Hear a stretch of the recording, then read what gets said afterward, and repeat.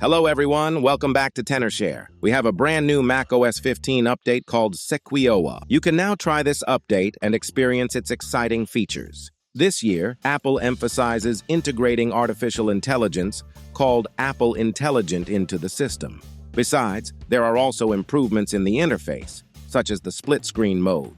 Or you can perform calculations directly in the Notes app. Very convenient. And there are many more great features waiting for you to experience. Now let's move on to the upgrade instructions. First, check if your device is on the update list. I'm showing on the screen the Macs that support the new macOS. Next, for safety reasons, we need to back up the data on your Mac using Time Machine.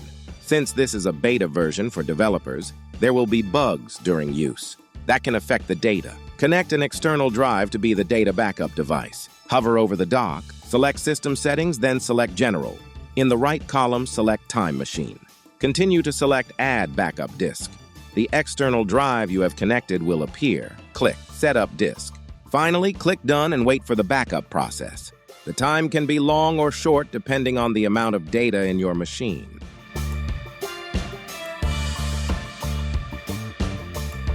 To upgrade to macOS 15 Sequoia, you need to visit Developer, Apple.com. Log into your account and agree to the terms provided by Apple. You can skip this step if you have already done so. Now just go to System Settings, select General, select Software Update. Here you will see the Beta Updates section. Click on the letter I, then in the Beta Updates line, continue to select macOS Sequoia Developer Beta and click Done. Immediately after that, the macOS Sequoia Developer Beta update will appear below. You just need to click Upgrade Now, and the upgrade process will begin. During this process, your machine may switch to a black screen with a white apple. Don't worry. Your Mac will soon turn on with macOS 15.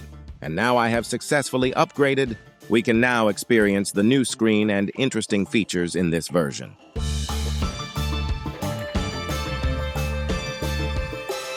But upgrading through settings might result in errors like getting stuck on updating, stuck on preparing update, unable to install, etc.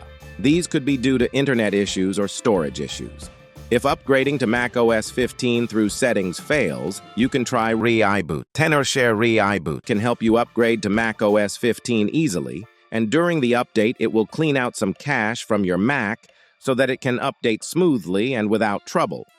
Hope this video is useful to you. If you have any questions, please leave a comment in the comments section. Goodbye and see you again.